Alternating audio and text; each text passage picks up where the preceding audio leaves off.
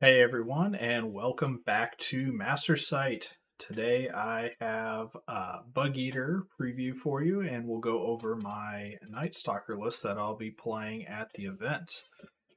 So I know it's been a while, but let's go ahead dive into it, just like just like we've done before. So for Bug Eater stuff, I'm going to go through the player pack, but I'm also going to cover there's a little speed event on Friday. I know people that have attended Bug Eater before are familiar with it, but we have a lot of new players this year, and this is the first time I'm getting to play at the event. Although I'm running the speed event, I figured it's a good thing to highlight. I think a lot of people really enjoy it, so wanted to share our experience with it.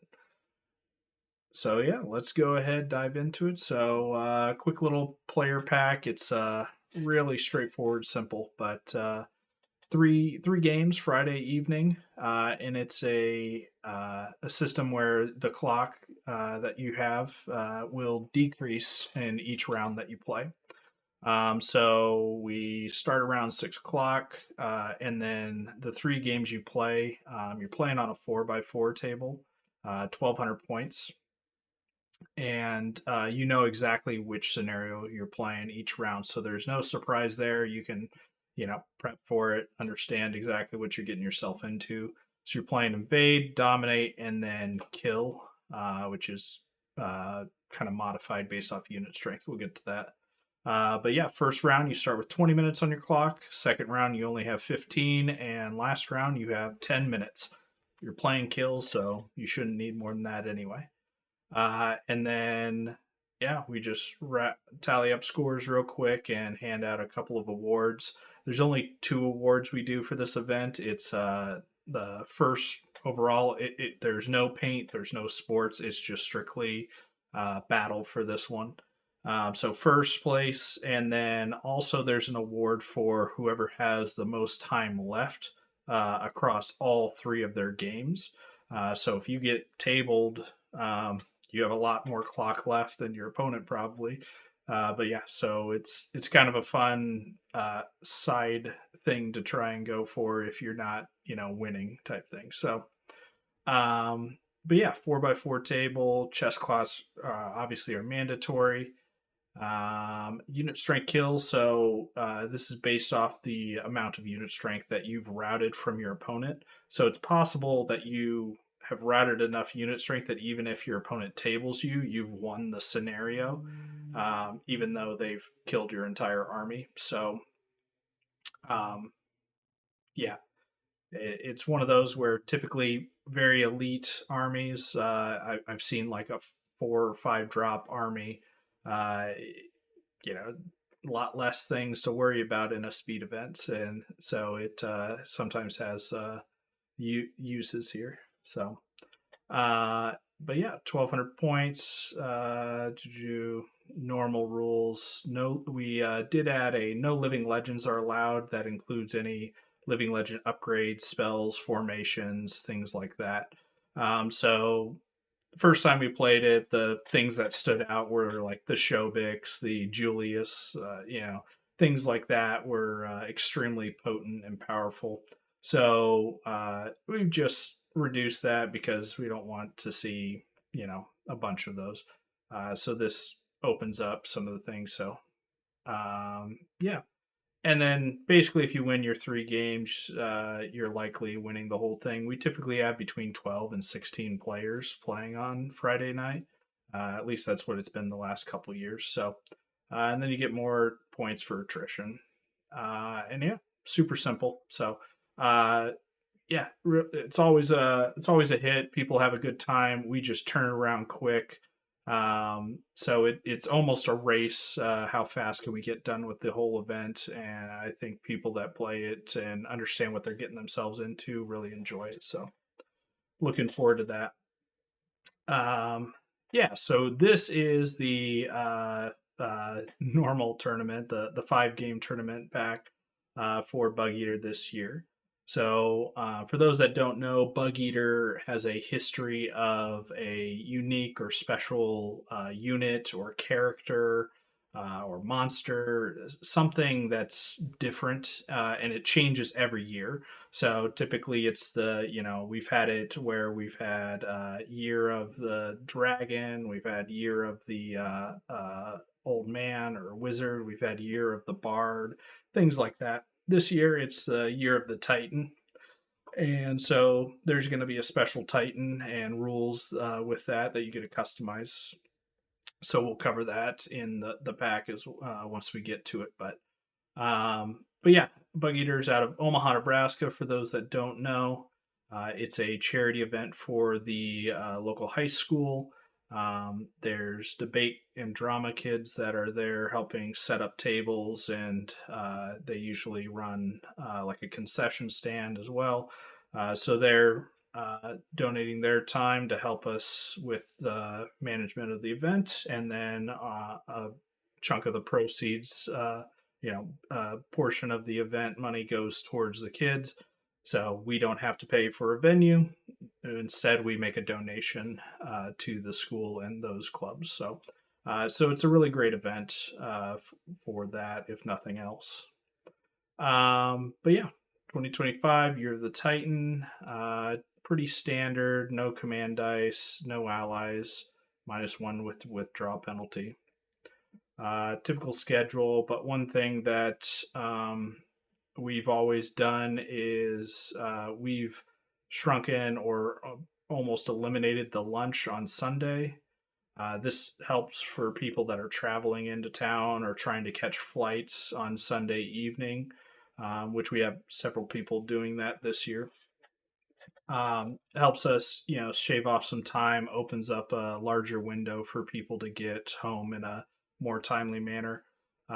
We have food still on site right there at the event. So, pizza's there. People grab a couple slices in the, 15, 20-minute break in between game 4 and 5, and then just go straight into game 5 as quickly as we can. So, it's worked well for us in the past. So just something to call out for those that might be new coming to the event this year.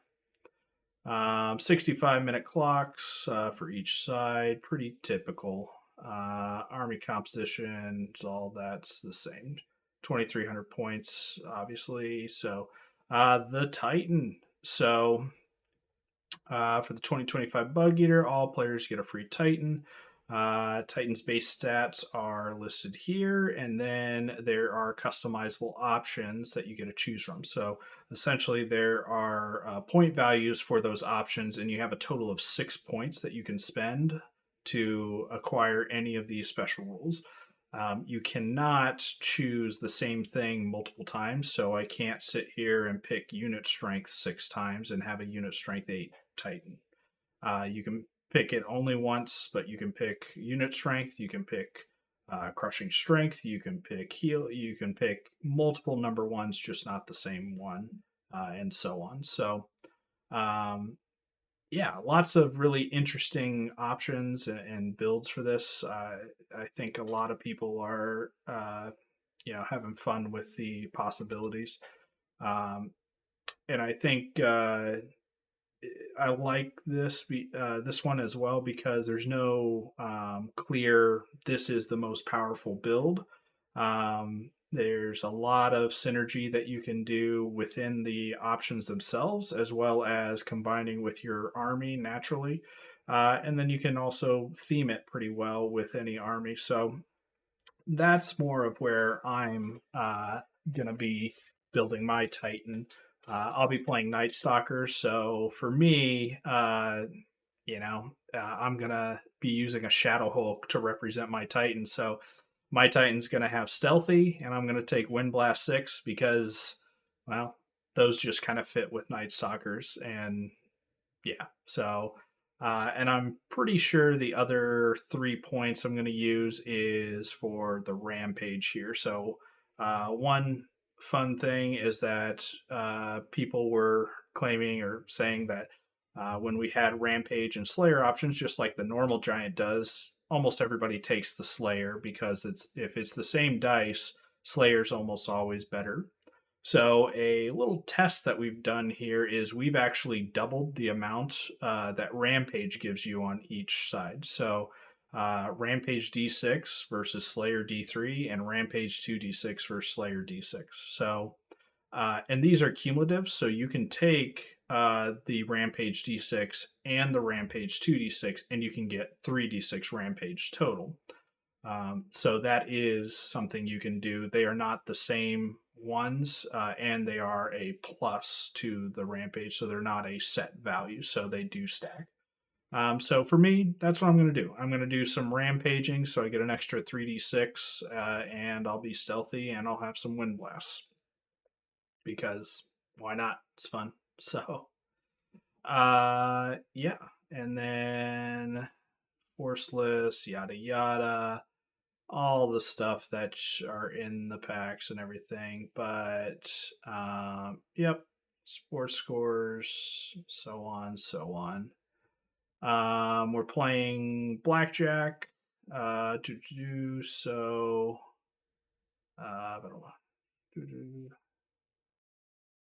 Or it's not blackjack. Let me see here. Highlight. So it's a 2 points for Titan. Okay. 5 points possible? No. Yeah, so it's 22 points possible. Oops. All right. So yeah, so it's a win loss draw.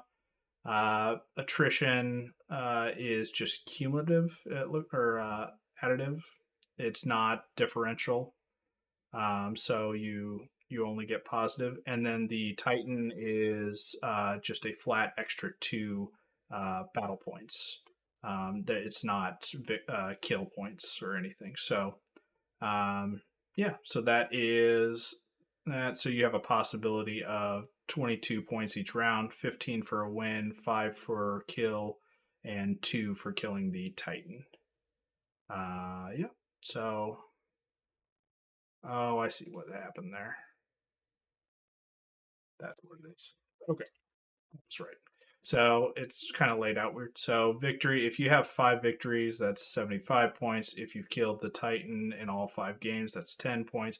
And if you get the max battle points in all 5 games, that's 25 points. So 22 points each round, maximum 110 possible points. So gosh, you think I'd know this stuff, but anyway. And then awards are pretty standard. The one unique award that we do have, we did have a Mantic did donate a bottle of rum for the 90% Mantic painting award.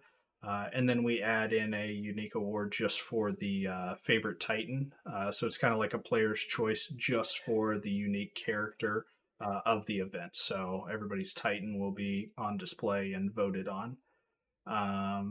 Yeah, and then we have a couple different team awards going. So the Bugeater Cup is just best club.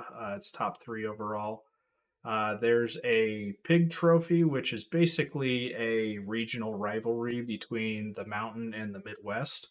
And then everybody else that's not in the region is put in the other club. So the others have won that or beaten out the rest of us for that trophy once before. I believe the South kind of mustered a group that kicked some butt. So and then we award a cornhole trophy, which is a lovely looking trophy. It's a ear of corn that's stuck through a cylinder. Yeah, and so that's the cornhole trophy, and that goes to the worst club, the one that scores the lowest with the top 3 overall scores. So just a couple of silly traditions we have at the event. Basic terrain and everything. One other thing traditionally we have is a couple of carried over deployments from the Warhammer days. So, and then we attach certain scenarios to those. So we do a diagonal deployment, which is very familiar for anybody that played Warhammer. and then that diagonal deployment, you will be playing control. So you're still trying to control all 6 of the normal boxes. But instead of the opponent's center being worth extra points, it's the back corner of the opposite deployment that's worth the extra 2 points. So, um, yeah, it's just a fun way to kind of shake things up. And the other one is we do the old school Battle for the Pass. And this one this year is tied with push. So you'll be playing the push scenario, trying to get it across the board. So you're still 12 inches from the center line, so you still start across from each other the same distance, 24 inches. Same with this one. It's just obviously different deployments. So yeah, and this one for push, you can't really sneak it by on the far side of the field. It's only a 4 foot wide table that you're playing on. So yeah, that's the player pack for Bugeater. Pretty straightforward, but a couple of fun little twists in the game itself. Um, the attendance we have this year is pretty killer competition. A lot of people coming out for Masters prep. I know the whole of the Mountain Region Masters team is there. There's going to be a few of the Texas guys there, a handful of the Midwest guys, and then Ray Shields and is flying in. I think he's part of the Mid Atlantic or the Northeast team. I forget which one. He's qualified for both so many times. And then we have Danny Johnson from Reno, Nevada, coming out this year, which I believe he's participating as part of the West team. So lots and lots of Masters players. It's going to be a competitive field to say the least. And then, yeah, here is the list that I am going to bring this year. So it's a variation on the Nightstalkers I've been playing for a long time, but I've switched a couple things up based off of some of the matchups I've struggled with, and I think I'm really liking what I've come concluded to here. So we're going with a regiment of scarecrows and 3 hordes, 3 troops of tormentors, 3 regiments of soul flares, J boots, blood of the old king, and helm of the drunken ram. 2 mind screeches with the lightning bolt options. The portal of despair. Shout out to Bart Kohler. He's the one that kind of put me on this thing recently, and I've loved it ever since I've put it in the list.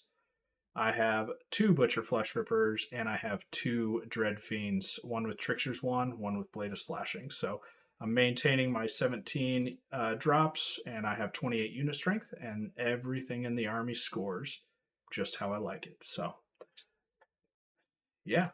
The first round matchups have already been announced. I will be playing Jared Holcomb, who is a long-time player that I've played several times on the channel here. Typically, we meet up on day 2, but it's first round for us this year. So, looking forward to that game. He'll be playing an EOD list. I'll cover that all when I have the pictures and the game going. So, yeah, that is all for me tonight. I appreciate you guys watching. Again, I know it's been a little bit since my last tournament. The early part of the year has been a little bit of a struggle. Yeah, typically I have a tournament in January, but it got canceled, and so it's been a long break. So I'm excited to get back into it and get you guys some more games to watch. So I appreciate you all, and we'll catch you in game 1. Thanks.